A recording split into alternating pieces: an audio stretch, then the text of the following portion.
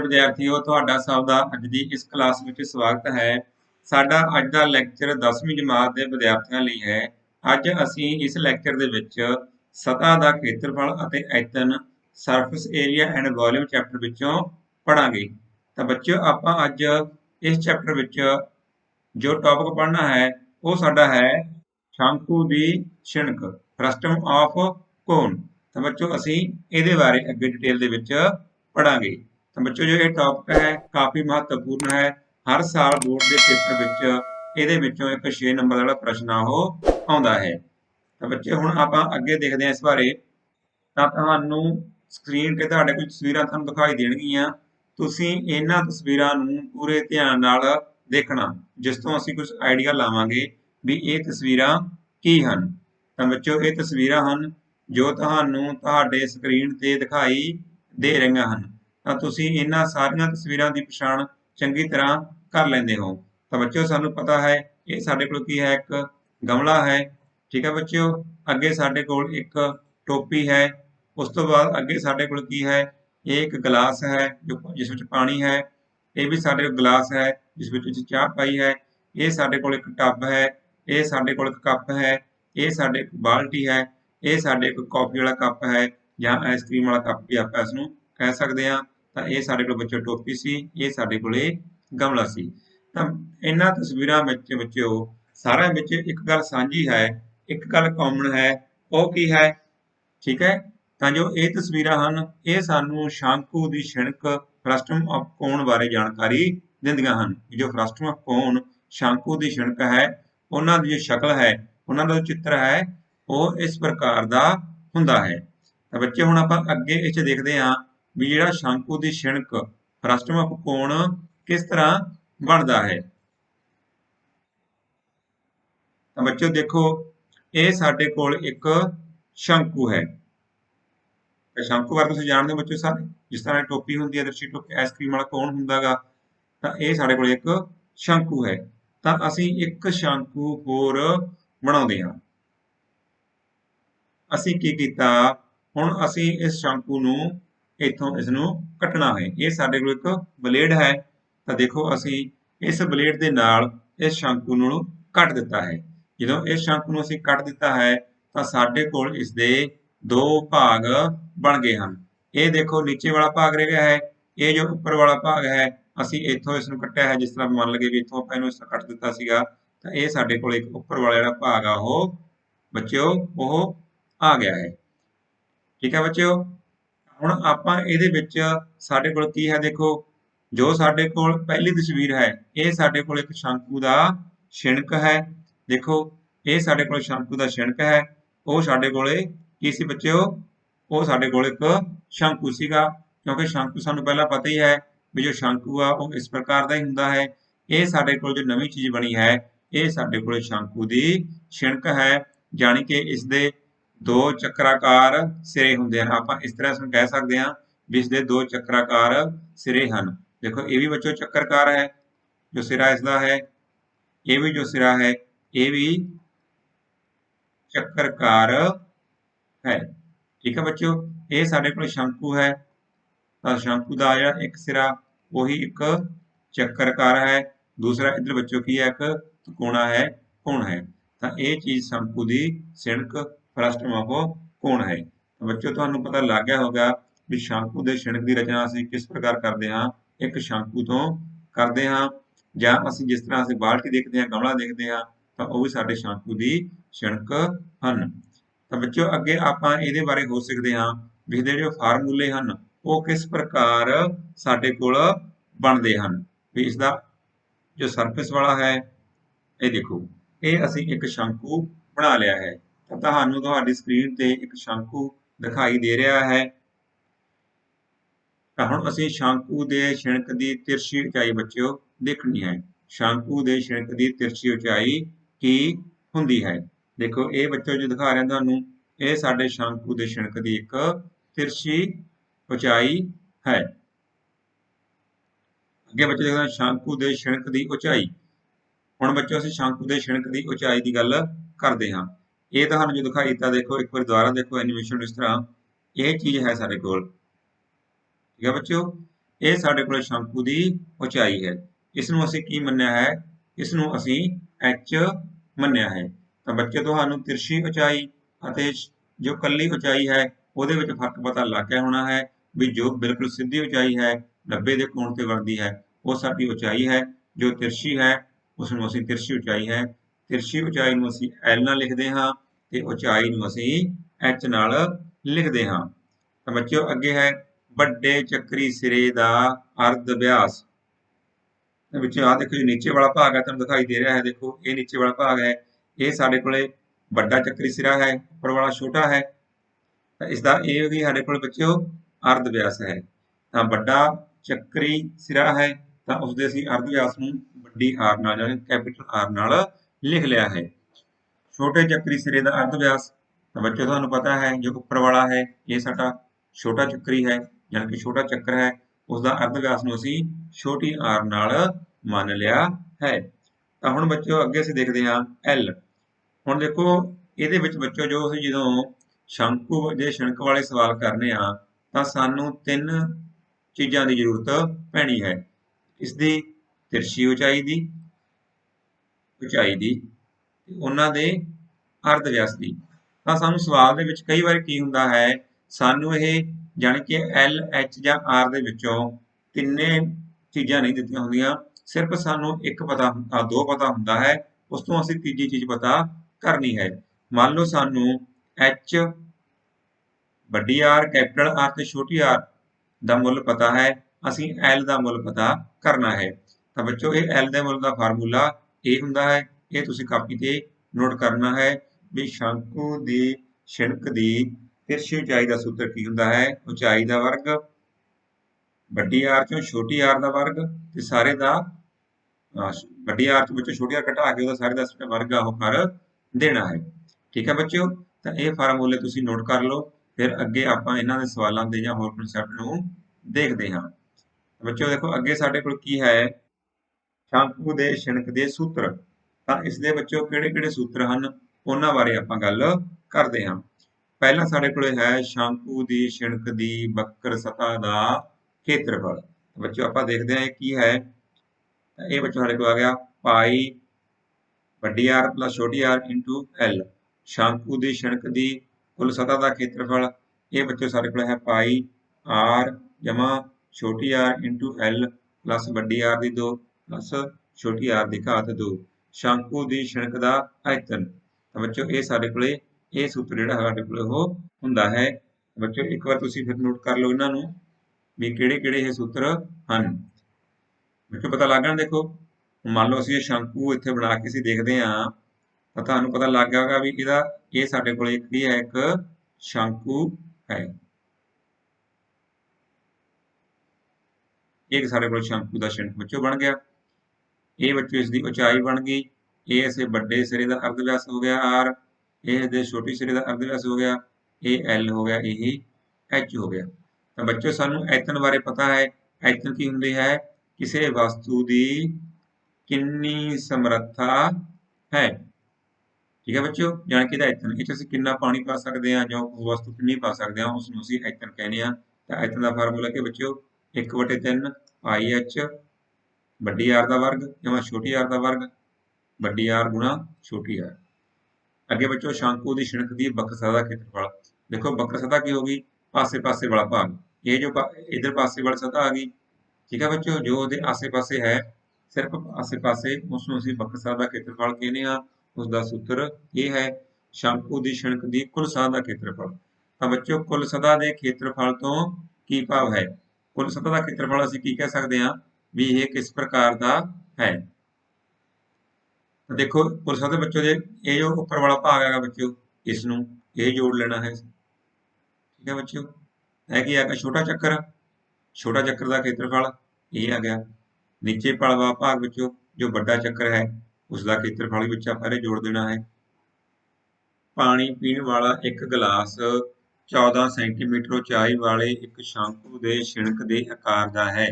ਦੋਨਾਂ ਚੱਕਰਕਾਰ ਸਿਰਿਆਂ ਦੇ ਵਿਆਸ 4 ਸੈਂਟੀਮੀਟਰ ਅਤੇ 2 ਸੈਂਟੀਮੀਟਰ ਹਨ। ਇਸ ਗਲਾਸ ਦੀ ਧਾਰਨ ਸਮਰੱਥਾ ਪਤਾ ਕਰੋ।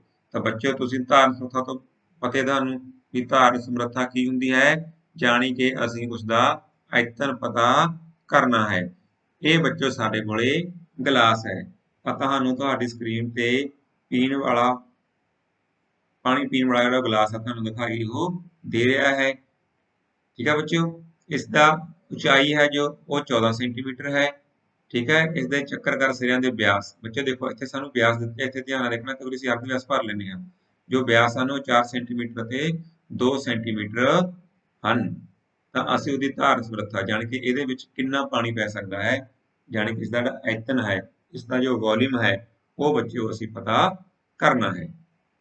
ਹੁਣ ਬੱਚਿਓ ਆਪਾਂ ਅੱਗੇ ਇਸ ਸਵਾਲ ਨੂੰ ਇਹਦੇ ਦੀਆਂ ਡਾਇਮੈਂਸ਼ਨਾਂ ਲਿਖਦੇ ਹਾਂ। ਦੇਖੋ ਇਹ ਸਾਡੇ ਕੋਲ ਜੋ ਚੱਕਰਕਾਰ ਸਿਰਾ ਹੈ, ਜੋ ਛੋਟਾ ਚੱਕਰਕਾਰ ਸਿਰਾ ਹੈ, ਉਹਨੂੰ ਅਸੀਂ ਇੱਕ ਡਾਇਗਰਾਮ ਵਿੱਚ ਕਨਵਰਟ ਕਰ ਦਿੰਦੇ। ਇਹ ਬੱਚੇ ਅਸੀਂ ਉੱਪਰੀ ਭਾਗ ਚੱਕਰਕਾਰ ਲੈ ਲਿਆ, ਇਹ ਅਸੀਂ ਨੀਚੇ ਵਾਲਾ ਭਾਗ ਚੱਕਰਕਾਰ ਲੈ ਲਿਆ। ਇਹ ਬੱਚਿਓ ਉੱਪਰ ਵਾਲੇ ਭਾਗ ਦਾ ਅਰਧ ਵਿਆਸ ਆ ਗਿਆ, ਜਿਸ ਨੂੰ ਅਸੀਂ ਵੱਡੀ ਆਰ ਮੰਨ ਲਿਆ।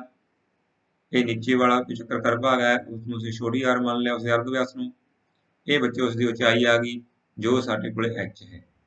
ਇਹ ਬੱਚਿਓ ਠੀਕ ਹੈ। ਤਾਂ ਇਸ ਤਰ੍ਹਾਂ ਬੱਚਿਓ ਉਸ ਕਲਾਸ ਨੂੰ ਡਾਇਆਗ੍ਰਾਮ ਦੇ ਵਿੱਚ ਅਸੀਂ ਬਦਲ ਲੈਂਦੇ ਹਾਂ। ਤਾਂ ਹੁਣ ਬੱਚਿਓ ਅਸੀਂ ਕਰਨਾ ਕੀ ਹੈ, ਅਸੀਂ ਜੋ ਸਾਡਾ ਗਲਾਸ ਹੈ ਉਸਦਾ ਡਾਇਆਗ੍ਰਾਮ ਬਣਾਉਂਦੇ ਹਾਂ। ਦੇਖੋ ਇਹ ਸਾਡੇ ਕੋਲ ਬੱਚਿਓ ਡਾਇਆਗ੍ਰਾਮ ਬਣ ਗਿਆ। ਬੱਚਿਓ ਬਣ ਗਿਆ ਨਾ ਪੀਣ ਵਾਲਾ ਪਾਣੀ ਪੀਣ ਵਾਲਾ ਗਲਾਸ। ਠੀਕ ਹੈ, ਉੱਪਰਲਾ ਵਿਆਸ ਕਿੰਨਾ ਹੈ ਇਹਦਾ 4। ਗਲਾਸ ਦੇ ਉੱਪਰਲੇ ਚੱਕਰਕਾਰ ਭਾਗ ਦਾ ਵਿਆਸ ਕਿੰਨਾ ਬੱਚਿਓ 4 ਸੈਂਟੀਮੀਟਰ। ਤਾਂ ਬੱਚਿਓ ਅਰਧ ਵਿਆਸ ਕਿੰਨਾ ਹੋ ਗਿਆ ਫਿਰ 2 ਸੈਂਟੀਮੀਟਰ। ਅਰਧ ਵਿਆਸ 4/2 2 ਸੈਂਟੀਮੀਟਰ। ਇਹ ਬੱਚਿਓ ਨੀਚੇ ਵਾਲਾ ਭਾਗ ਆ ਗਿਆ, उसका व्यास कितना समझ लेता है 2। उसके हेठले ਚੱਕਰਕਾਰ ਭਾਗ ਦਾ व्यास यानी कि 2 सेंटीमीटर। ਇਹ ਬੱਚਿਓ ਉਸਦਾ ਅਰਧ ਵਿਆਸ ਹੋ ਗਿਆ। ਇੱਕ ਨਾਲ ਰਹਿ ਗਿਆ 1। ਬੱਚਿਓ ਕਿਵੇਂ ਆਇਆ 2 ਨੂੰ ਅਸੀਂ 2 ਨਾਲ ਭਾਗ ਕੀਤਾ, ਕਿਉਂਕਿ ਜਦੋਂ ਅਸੀਂ ਵਿਆਸ ਤੋਂ ਅਰਧ ਵਿਆਸ ਪਤਾ ਕਰਨਾ ਹੁੰਦਾ ਹੈ ਤਾਂ ਅਸੀਂ ਵਿਆਸ ਨੂੰ 2 ਨਾਲ ਭਾਗ ਕਰ ਦਿੰਦੇ ਹਾਂ, ਉਹ ਸਾਡੇ ਕੋਲ ਅਰਧ ਵਿਆਸ ਆ ਜਾਂਦਾ ਹੈ।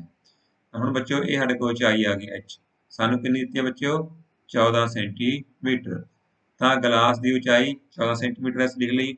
ਗਲਾਸ ਦੀ ਧਾਰਨ ਸਮਰੱਥਾ, ਤਾਂ ਬੱਚਿਓ ਜੋ ਗਲਾਸ ਦੀ ਧਾਰਨ ਸਮਰੱਥਾ ਹੈ ਉਹ ਕਿਹਦੇ ਬਰਾਬਰ ਹੈ ਸ਼ੰਕੂ ਦੇ ਸ਼ਿਣਕ ਦੇ ਆਇਤਨ, ਕਿਉਂਕਿ ਗਲਾਸ ਕੀ ਹੈ ਇੱਕ ਸ਼ੰਕੂ ਦੇ ਸ਼ਿਣਕ ਵਰਗਾ ਹੈ, ਜਾਣੀ ਕਿ ਸ਼ੰਕੂ ਦਾ ਸ਼ਿਣਕ ਹੈ। ਤਾਂ ਫਿਰ ਗਲਾਸ ਦੀ ਧਾਰਨ ਸਮਰੱਥਾ ਸ਼ੰਕੂ ਦੇ ਸ਼ਿਣਕ ਦੇ ਆਇਤਨ ਦੇ ਬਰਾਬਰ ਹੈ, ਜਾਣੀ ਕਿ ਇਸ ਸਵਾਲ ਦੇ ਵਿੱਚ ਅਸੀਂ ਸ਼ੰਕੂ ਦੇ ਸ਼ਿਣਕ ਦੇ ਆਇਤਨ ਜਿਹੜਾ ਸੂਤਰ ਹੈਗਾ ਉਸ ਦੀ ਵਰਤੋਂ ਕਰਨੀ ਹੈ। ਬੱਚਿਓ ਆਪਾਂ ਅੱਗੇ ਲਿਖ ਲਿਆ ਅਗਲੇ ਪੇਜ ਤੇ ਇਸ ਨੂੰ। ਤਾਂ ਇਹ ਅਸੀਂ ਬੱਚਿਓ ਸੂਤਰ ਲਗਾਇਆ। ਠੀਕ ਹੈ ਬੱਚਿਓ, ਸ਼ੰਕੂ ਦੇ ਸ਼ਿਣਕ ਦੇ ਆਇਤਨ ਦਾ ਸੂਤਰ ਅਸੀਂ ਲਗਾਤਾ। ਇਹਦੇ ਵਿੱਚ ਅਸੀਂ ਮੁੱਲ ਭਰਨੇ ਹਨ। ਬੱਚਿਓ ਸਾਨੂੰ ਪਤਾ ਪਾਈ ਦਾ ਮੁੱਲ ਅਸੀਂ y/7 ਲੈਣਾ ਹੈ। h ਸਾਡੇ ਕੋਲ 14 ਹੈ, ਵੱਡੀ r ਸਾਡੇ ਕੋਲ 2 ਹੈ, ਛੋਟੀ r ਸਾਡੇ ਕੋਲ 1 ਹੈ। ਇਸ ਤਰ੍ਹਾਂ ਇਹਨਾਂ ਦੇ ਜੋ ਮੁੱਲ ਆ ਉਹ ਅਸੀਂ ਇਸ ਵਿੱਚ ਭਰ ਦਿੱਤੇ ਹਨ। ਠੀਕ ਹੈ ਬੱਚਿਓ, ਤਾਂ ਅੱਗੇ ਅਸੀਂ ਇਸ ਨੂੰ ਗੁਣਾ ਕਰ ਲਿਆ, ਹੱਲ ਕਰ ਲਿਆ ਹੈ। ਉਹ ਆਪਾਂ ਇਸ ਨੂੰ ਅੱਗੇ ਹੱਲ ਕਰਕੇ ਇਸ ਤਰ੍ਹਾਂ ਕੱਟ ਕੇ ਇਸਦਾ ਜੋ ਉੱਤਰ ਆ ਉਹ ਅਸੀਂ ਪਤਾ ਕਰ ਸਕਦੇ ਹਾਂ। ਇਹ ਬੱਚਿਓ ਸੌਖੇ ਦੇਖੋ, ਅਸੀਂ ਪਹਿਲਾਂ ਕੀ ਕੀਤਾ ਇਸ 7 ਨੂੰ ਇਸਨੂੰ 7 ਦੂਣੀ 14 ਨਾਲ ਕੱਟ ਦਿੱਤਾ, ਤਾਂ ਇਹ ਸਾਡੇ ਕੋਲ 2 ਆ ਉਹ ਪ੍ਰਾਪਤ ਹੋ ਗਿਆ। 2 ਦਾ ਵਰਗ ਕੀਤਾ ਬੱਚਿਓ 4 ਆ ਗਿਆ, 1 ਦਾ ਵਰਗ ਕੀਤਾ 1 ਆ ਗਿਆ, 2 ਗੁਣਾ 1 ਸਾਡੇ ਕੋਲੇ 2 ਬਣ ਗਿਆ। ਅੱਗੇ ਬੱਚਿਓ ਆ ਸਾਡੇ ਕੋਲ ਬਣ ਗਿਆ 5 2 7, 7 ਨੂੰ ਅਸੀਂ 2 ਨਾਲ ਗੁਣਾ ਕਰਨੀ ਹੈ, ਫਿਰ ਅਸੀਂ y ਨਾਲ ਗੁਣਾ ਕਰਨੀ ਹੈ, ਇਹ ਸਾਡੇ ਕੋਲ 308 ਆ ਜਾਵੇਗਾ। ਹੁਣ ਅਸੀਂ 308 ਨੂੰ 3 ਨਾਲ ਭਾਗ ਕਰ ਦੇਣਾ ਹੈ, ਜਾਂ ਅਸੀਂ ਇਹਨੂੰ ਇਸ ਤਰ੍ਹਾਂ ਵੀ ਰੱਖ ਕੇ ਜਿਹੜਾ ਸਵਾਲ ਦਾ ਉੱਤਰ ਆ ਉਹ ਪਤਾ ਕਰ ਸਕਦੇ ਹਾਂ। ਤਾਂ ਇਸ ਤਰ੍ਹਾਂ ਬੱਚਿਓ ਇਸ ਦਾ ਉੱਤਰ ਆ ਜਾਵੇ ਸਾਡੇ ਕੋਲੇ 308/3। ਜਾਂ ਅਸੀਂ ਜੋ ਬੁੱਕ ਦੇ ਨਾਲ ਇਸ ਦਾ ਆਂਸਰ ਮਿਲਾਉਣਾ ਹੈ ਤਾਂ ਫਿਰ ਅਸੀਂ ਇਸ ਨੂੰ ਇਸ ਤਰ੍ਹਾਂ ਸਹੀਆਂ ਦੇ ਵਿੱਚ ਲਿਖ ਸਕਦੇ ਹਾਂ। ਇਹ ਬੱਚਿਓ ਤੁਹਾਨੂੰ ਪਤਾ ਹੀ ਹੈ ਵੀ ਕਿਸ ਤਰ੍ਹਾਂ ਆਉਂਦਾ ਹੈ। ਅਸੀਂ ਕੀ ਕੀਤਾ ਹੈ ਵੀ 308 ਨੂੰ 3 ਦੇ ਨਾਲ ਭਾਗ ਕਰ ਦਿੱਤਾ ਹੈ। ਬੱਚਿਓ ਕਿੰਨੇ ਜਾਵੇਗਾ 10 ਤੇ 10 ਤੀਆ 30, ਫਿਰ ਬੱਚਿਓ 8 ਆ ਗਿਆ, 3 ਦੂਣਾ 6, ਵਿੱਚੋਂ ਕਿੰਨਾ ਬਚ ਗਿਆ 2। ਤਾਂ ਫਿਰ ਆਪਾਂ ਇਹਨੂੰ ਕਿਸ ਤਰ੍ਹਾਂ ਲਿਖ ਸਕਦੇ ਹਾਂ 102 ਸਹੀ 2/3। ਠੀਕ ਹੈ, ਇਸ ਤਰ੍ਹਾਂ ਬੱਚਿਓ ਆਪਾਂ ਇਹਨੂੰ ਲਿਖਿਆ ਹੈ। ਅੱਗੇ ਇਹਦੀ ਇਕਾਈ ਬੱਚਿਓ ਸੈਂਟੀਮੀਟਰ ਘਣ, ਤਾਂ ਕਈ ਵਾਰ ਬੱਚੇ ਉਹਦੀ ਇਕਾਈ ਨਹੀਂ ਲਿਖਦੇ, ਕਿਉਂਕਿ ਸਾਡੇ ਕੋਲ ਜੋ ਵੋਲਿਊਮ ਹੈ ਜੋ ਆਇਤਨ ਹੈ ਉਹ ਸੈਂਟੀਮੀਟਰ ਕਿਊਬ ਜਾਂ ਮੀਟਰ ਕਿਊਬ ਜੋ ਵੀ ਸਾਨੂੰ ਇਕਾਈ ਦਿੱਤੀ ਹੈ, ਜਾਣੀ ਕਿ ਕਿਊਬ ਜਾਂ ਘਣ ਦੇ ਵਿੱਚ ਹੁੰਦਾ ਹੈ। ਤਾਂ ਇਹਨੂੰ ਇਸ ਤਰ੍ਹਾਂ ਲਿਖਣਾ ਜ਼ਰੂਰੀ ਹੈ। ਬੱਚਿਓ ਉਮੀਦ ਆ ਤੁਹਾਨੂੰ ਜਿਹੜਾ ਇਹ ਸਵਾਲ ਆ ਉਹ ਚੰਗੀ ਤਰ੍ਹਾਂ ਸਮਝ ਆ ਗਿਆ ਹੋਵੇਗਾ। ਹੁਣ ਆਪਾਂ ਅੱਗੇ ਪ੍ਰਸ਼ਨ ਦੇਖਦੇ ਹਾਂ। ਇੱਕ ਸ਼ੰਕੂ ਦੇ ਸ਼ਿਨਕ ਦੀ ਉਚਾਈ 4 ਸੈਂਟੀਮੀਟਰ ਹੈ ਅਤੇ ਇਸ ਦੇ ਚੱਕਰੀ ਸਿਰਿਆਂ ਦੇ ਪਰਿਮਾਪ 18 ਸੈਂਟੀਮੀਟਰ ਅਤੇ 6 ਸੈਂਟੀਮੀਟਰ ਹਨ। ਸ਼ੰਕੂ ਦੇ ਸ਼ਿਨਕ ਦੀ ਵਕਰ ਸਤ੍ਹਾ ਦਾ ਖੇਤਰਫਲ ਪਤਾ ਕਰੋ। ਠੀਕ ਹੈ ਬੱਚੋ, ਤਾਂ ਇਹਦੇ ਵਿੱਚ ਸਾਨੂੰ ਕੀ ਦਿੱਤਾ ਸਵਾਲ ਦੇ ਵਿੱਚ ਦੇਖੋ, ਸਭ ਤੋਂ ਪਹਿਲਾਂ ਅਸੀਂ ਇੱਕ ਸ਼ੰਕੂ ਦੀ ਸ਼ਿਨਕ ਦਾ ਬਣਾਉਂਦੇ ਹਾਂ।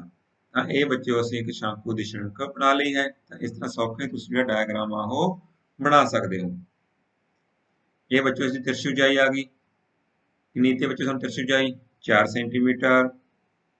ਇਹ ਬੱਚਿਓ ਦਾ ਪਰਿਮਾਪ ਆ ਗਿਆ, ਨੀਚੇ ਵਾਲਾ ਭਾਗ ਜੋ ਆ ਗਿਆ ਉਹਦਾ ਅਸੀਂ ਪਰਿਮਾਪ, ਠੀਕ ਹੈ ਬੱਚਿਓ, ਇਹ ਪਰਿਮਾਪ। ਹੁਣ ਦੇਖੋ ਇਹ ਕੀ ਬਣਵਾਇਆ, ਕਿਸ ਤਰ੍ਹਾਂ ਬਣਾਇਆ, ਦੇਖੋ ਇਹਦੇ ਵਿੱਚ ਸਮਝਣ ਦੀ ਕੋਸ਼ਿਸ਼ ਕਰਨਾ ਹੈਗਾ। ਇਹ ਸਾਡੇ ਕੋਲ ਪਰਿਮਾਪ ਹੈ, ਜੋ ਪਰਿਮਾਪ ਦੇਖੋ ਨੀਚੇ, ਇਹ ਬੱਚਿਓ ਅਸੀਂ ਸਾਰਾ ਨੀਚੇ ਵਾਲਾ ਭਾਗ ਲੈ ਲਿਆ ਹੈ। ਤਾਂ ਇਹ ਇਸ ਦਾ ਕੀ ਆ ਗਿਆ ਬੱਚਿਓ, ਜੋ ਪਰਿਮਾਪ। ਤਾਂ ਅਸੀਂ ਇਸ ਨੂੰ ਅੱਡ ਕਰਕੇ ਲਿਖਦੇ ਹਾਂ। ਤਾਂ ਇਹਦੇ ਵਿੱਚ ਸਾਡੇ ਕੋਲ ਇਹ ਬੱਚਿਓ ਜੋ ਹੈਗਾ ਐਨੀਮੇਸ਼ਨ ਇਸ ਤਰ੍ਹਾਂ, ਠੀਕ ਹੈ ਬੱਚਿਓ। ਤਾਂ ਇਸ ਤਰ੍ਹਾਂ ਅਸੀਂ ਇਹਨੂੰ ਅਲੱਗ ਕਰ ਲੈਂਦੇ ਹਾਂ, ਕਿਉਂਕਿ ਸਾਨੂੰ ਪਤਾ ਹੈ ਵੀ ਇਹ ਅਲੱਗ ਕਰ ਲਿਆ। ਹੁਣ ਇਹ ਨੀਚੇ ਵਾਲਾ ਭਾਗ ਇਹ ਸਾਨੂੰ ਪਾਸੇ ਦਿਖ ਰਿਹਾ ਹੈ, ਜੇ ਅਸੀਂ ਸਾਹਮਣੇ ਤੋਂ ਦੇਖਾਂਗੇ ਤਾਂ ਸਾਡੇ ਕੋਲ ਕੀ ਦਿਖੇਗਾ, ਇੱਕ ਚੱਕਰਕਾਰ ਦਿਖੇਗਾ। ਤਾਂ ਬੱਚਿਓ ਇਹ ਪਰਿਮਾਪ ਕਿੰਨਾ ਹੈ, 18 ਸੈਂਟੀਮੀਟਰ। ਇਸ ਤਰ੍ਹਾਂ ਬੱਚਿਓ ਆਪਾਂ ਉੱਪਰਲਾ ਭਾਗ ਦੇਖਦੇ ਹਾਂ, ਇਸ ਨੂੰ ਅਸੀਂ ਅਲੱਗ ਕੀਤਾ ਇਸ ਨਾਲੋਂ, ਇਹ ਸਾਡੇ ਕੋਲ ਆ ਗਿਆ। ਤੇ ਬੱਚਿਓ ਉੱਪਰ ਵਾਲਾ ਭਾਗ ਆ ਗਿਆ, ਇਸ ਦਾ ਪਰਿਮਾਪ ਕਿੰਨਾ ਹੈ, 6 ਸੈਂਟੀਮੀਟਰ ਹੈ।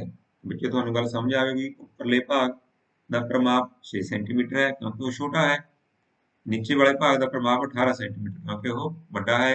ਇਸ ਦੀ ਜੋ ਤਿਰਛੀ ਉਚਾਈ ਹੈ ਉਹ 4 ਸੈਂਟੀਮੀਟਰ ਹੈ। ਤਾਂ ਹੁਣ ਅਸੀਂ ਇਸਦੀ ਵਕਰ ਸਤ੍ਹਾ ਦੇ ਖੇਤਰਫਲ ਦੇ ਸੂਤਰ ਦੀ ਵਰਤੋਂ ਕਰਕੇ ਹੱਲ ਕਰਦੇ ਹਾਂ।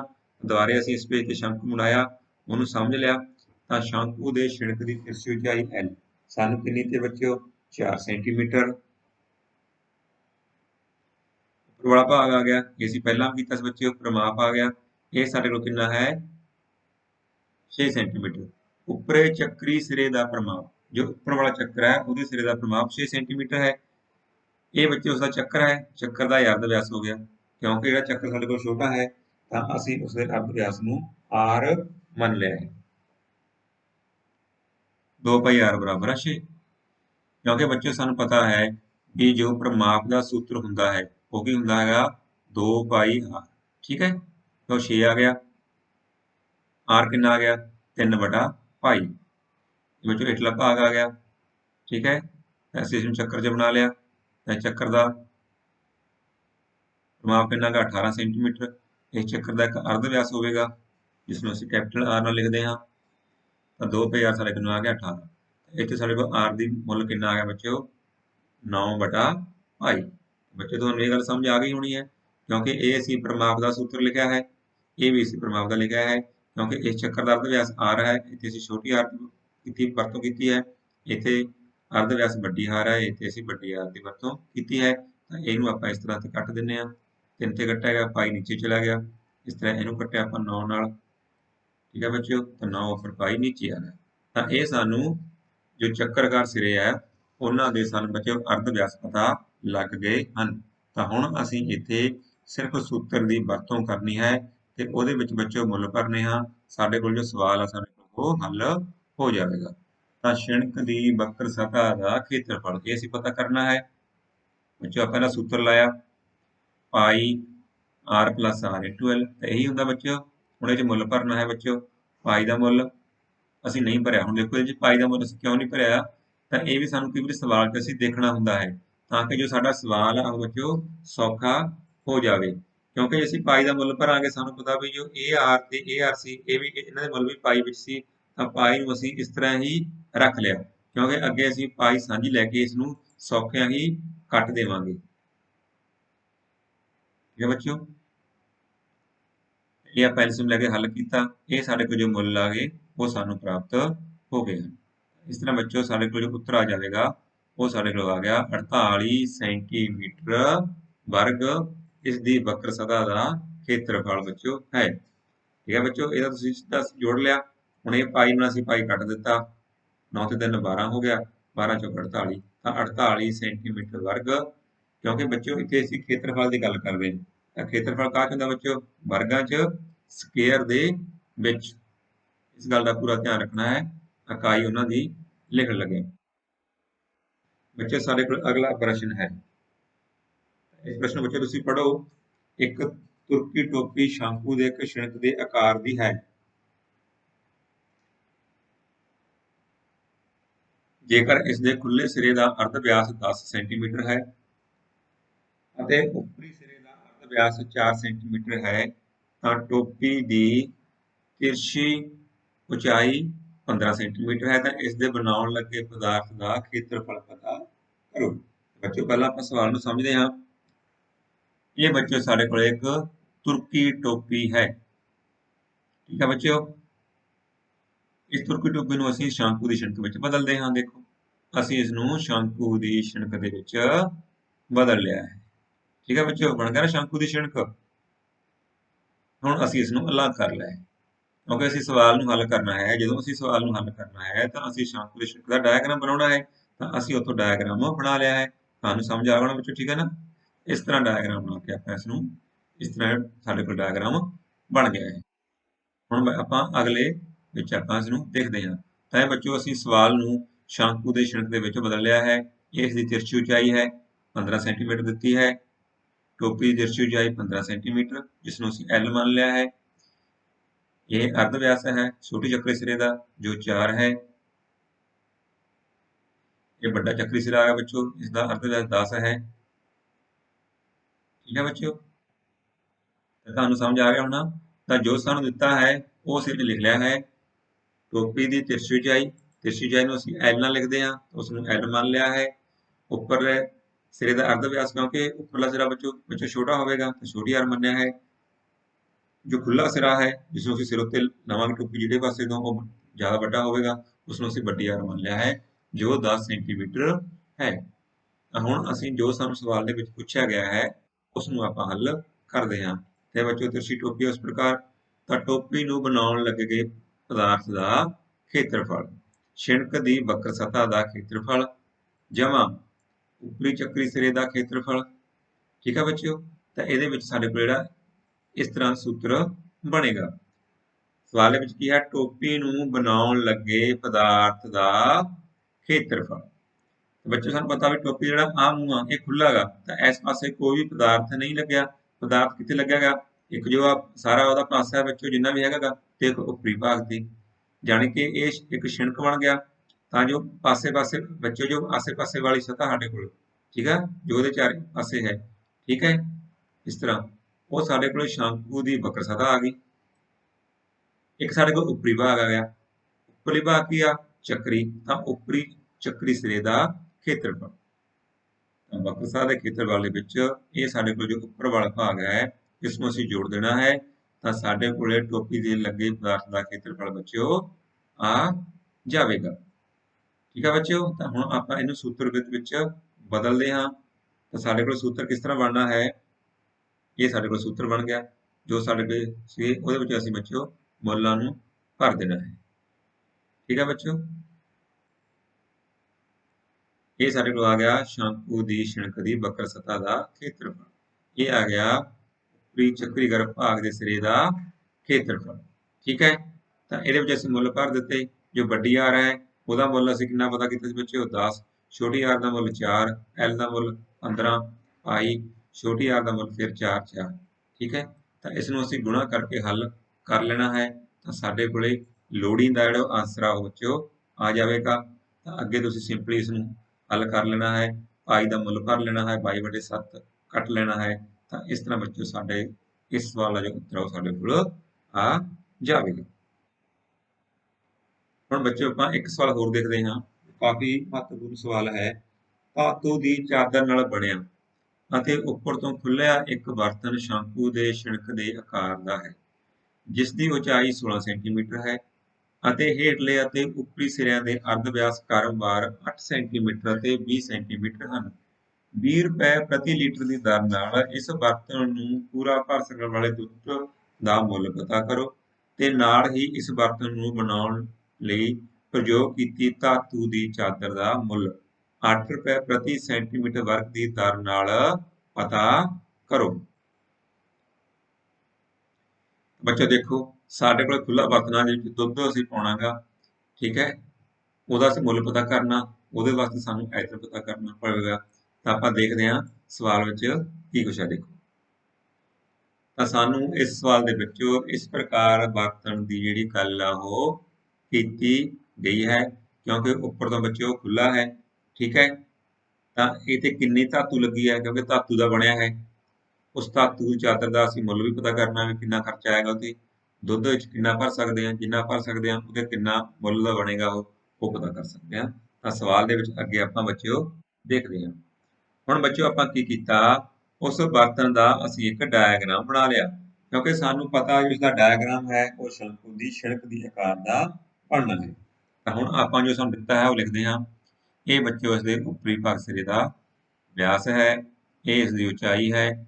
ਉਚਾਈ ਸਾਨੂੰ 16 ਸੈਂਟੀਮੀਟਰ ਦਿੱਤੀ ਹੈ। ਸ਼ੰਕੂ ਦੇ ਛਿਣਕ ਦੀ ਉਚਾਈ 16 ਸੈਂਟੀਮੀਟਰ, ਠੀਕ ਹੈ ਬੱਚਿਓ। ਇਹ ਨੀਚੇ ਵਾਲੇ ਭਾਗ ਦਾ ਅਰਧ ਵਿਆਸ ਆ ਗਿਆ 8 ਸੈਂਟੀਮੀਟਰ ਸਾਨੂੰ ਦਿੱਤਾ ਹੈ। ਇਹ ਹੇਠਲੇ ਸਿਰੇ ਦਾ ਅਰਧ ਵਿਆਸ 8 ਸੈਂਟੀਮੀਟਰ। ਇਹ ਉੱਪਰੀ ਭਾਗ ਆ ਗਿਆ ਬੱਚਿਓ, ਦਾ ਲੱਗ ਰਿਹਾ ਨਾ ਦੇਖੋ ਸਕਰੀਨ ਤੇ, ਉੱਪਰੀ ਭਾਗ 20 ਸੈਂਟੀਮੀਟਰ, ਉੱਪਰੀ ਸਿਰੇ ਦਾ ਅਰਧ ਵਿਆਸ 20 ਸੈਂਟੀਮੀਟਰ। ਮੰਨ ਲਓ ਤਿਰਛੀ ਉਚਾਈ L, ਕਿਉਂਕਿ ਬੱਚਿਓ ਸਾਨੂੰ ਇਸ ਸਵਾਲ ਦੇ ਵਿੱਚ ਜਿਹੜੀ ਤਿਰਛੀ ਉਚਾਈ ਆ ਉਹ ਨਹੀਂ ਦਿੱਤੀ ਹੈ, ਕਿਉਂਕਿ ਇਸ ਦਾ ਅਸੀਂ ਜੋ ਕਿੰਨੀ ਚਾਦਰ ਲੱਗੀ ਆਸੇ ਪਾਸੇ, ਤਾਂ ਉਹਦੇ ਵਾਸਤੇ ਸਾਨੂੰ ਵਕਰ ਸਤ੍ਹਾ ਦਾ ਖੇਤਰਫਲ ਪਤਾ ਕਰਨਾ ਹੈ, ਤਾਂ ਸਾਨੂੰ ਤਿਰਛੀ ਉਚਾਈ ਦੀ ਜ਼ਰੂਰਤ ਪੈਣੀ ਹੈ। ਤਾਂ ਜਦੋਂ ਬੱਚਿਓ ਅਸੀਂ ਆਇਤਨ ਪਤਾ ਕਰਨਾ ਹੁੰਦਾ, ਵੋਲਿਊਮ ਪਤਾ ਕਰਨਾ ਹੁੰਦਾ, ਉਦੋਂ ਸਾਨੂੰ ਤਿਰਛੀ ਉਚਾਈ ਦੀ ਪਤਾ ਕਰਨ ਦੀ ਲੋੜ ਨਹੀਂ ਹੁੰਦੀ, ਲੇਕਿਨ ਜਦੋਂ ਅਸੀਂ ਵਕਰ ਸਤ੍ਹਾ ਜਾਂ ਕੁੱਲ ਸਤ੍ਹਾ ਦਾ ਖੇਤਰਫਲ ਪਤਾ ਕਰਨਾ ਹੈ ਉਦੋਂ ਸਾਨੂੰ ਤਿਰਛੀ ਉਚਾਈ ਪਤਾ ਕਰਨੀ ਪੈਂਦੀ ਹੈ। ਤਾਂ ਇਸ ਤਰ੍ਹਾਂ ਬੱਚਿਓ ਸਾਨੂੰ ਪਤਾ ਹੈ ਤੁਹਾਨੂੰ L ਦਾ ਸੂਤਰ ਕੀ ਹੁੰਦਾ ਹੈ। ਇਹ ਅਸੀਂ ਤਿਰਛੀ ਉਚਾਈ ਹੈ ਬੱਚਿਓ, ਇਸ ਨੂੰ L ਮੰਨ ਲਿਆ ਹੈ। ਸੂਤਰ ਬੱਚਿਓ ਸਾਨੂੰ ਪਤਾ, ਠੀਕ ਹੈ। ਇਹਦੇ ਵਿੱਚ ਮੁੱਲ ਅਸੀਂ ਅੱਗੇ ਭਰ ਦੇਣੇ ਹੈ। H ਦਾ ਮੁੱਲ ਬੱਚਿਓ 16 ਹੈ, ਵੱਡੀ R ਦਾ ਮੁੱਲ 20 ਹੈ, ਛੋਟੀ R ਦਾ ਮੁੱਲ 8 ਹੈ, ਉਹਦਾ ਵਰਗ ਕਰ ਦਿੱਤਾ ਹੈ। ਤਾਂ ਸਿੰਪਲੀ ਇਸ ਨੂੰ ਹੱਲ ਕਰਕੇ 16 ਦਾ ਵਰਗ 256, 20 ਚੋਂ 8 ਕੱਢੇ ਬੱਚਿਓ 12, 12 ਦਾ ਵਰਗ 144, ਇਹ ਸਾਡੇ ਕੋਲ 400 ਬਣ ਗਿਆ। 400 ਦਾ ਵਰਗਮੂਲ 20 ਹੁੰਦਾ ਹੈ, ਯਾਨੀ ਕਿ ਸਾਡੇ ਕੋਲ ਤਿਰਛੀ ਉਚਾਈ ਬੱਚਿਓ ਕਿੰਨੀ ਆ ਗਈ, 20 ਸੈਂਟੀਮੀਟਰ। ਬੱਚਿਓ ਆਪਾਂ ਅਗਲੀ ਸਕਰੀਨ ਤੇ ਦੇਣੇ ਆ ਪੂਰੇ ਬਰਤਨ ਵਿੱਚ ਦੁੱਧ ਦੀ ਮਾਤਰਾ। ਤਾਂ ਬੱਚਿਓ ਸਾਨੂੰ ਦੱਸਿਆ ਵੀ 20 ਰੁਪਏ ਪ੍ਰਤੀ ਲੀਟਰ ਨਾਲ ਦੁੱਧ ਤੇ ਕਿੰਨਾ ਖਰਚ ਆਵੇਗਾ। ਤਾਂ ਪੂਰੇ ਬਰਤਨ ਦਾ ਦੁੱਧ ਦੀ ਮਾਤਰਾ, ਤਾਂ ਪਹਿਲਾਂ ਸਾਨੂੰ ਦੇਖਣਾ ਪੈਣਾ ਹੈ ਵੀ ਇਸ ਬਰਤਨ ਦੇ ਵਿੱਚ ਜੋ ਦੁੱਧ ਦੀ ਮਾਤਰਾ ਉਹ ਕਿੰਨੀ ਹੈ, ਯਾਨੀ ਕਿ ਦੁੱਧ ਦਾ ਆਇਤਨ ਅਸੀਂ ਜਿਹੜਾ ਹੈਗਾ ਉਹ ਪਤਾ ਕਰਨਾ ਹੈ। ਸ਼ੰਕੂ ਦੇ ਛਿਣਕ ਦਾ ਆਇਤਨ, ਕਿਉਂਕਿ ਜੋ ਬਰਤਨ ਬੱਚੋ ਸ਼ੰਕੂ ਦੇ ਆਕਾਰ ਦਾ ਹੈ, ਸ਼ੰਕੂ ਦੇ ਛਿਣਕ ਦੇ ਆਕਾਰ ਦਾ ਹੈ, ਤਾਂ ਸ਼ੰਕੂ ਦੇ ਛਿਣਕ ਦੇ ਆਇਤਨ ਦਾ ਸੂਤਰ ਅਸੀਂ ਇੱਥੇ ਲਗਾਉਣਾ ਹੈ। ਇਹ ਬੱਚਿਓ ਅਸੀਂ ਸ਼ੰਕੂ ਦੇ ਛਿਣਕ ਦੇ ਆਇਤਨ ਦਾ ਸੂਤਰ ਲਿਖ ਲਿਆ ਹੈ। ਇਹਦੇ ਵਿੱਚ ਅਸੀਂ ਜਿਹੜੇ ਮੁੱਲ ਆ ਉਹ ਭਰ ਦੇਣੇ ਹਨ।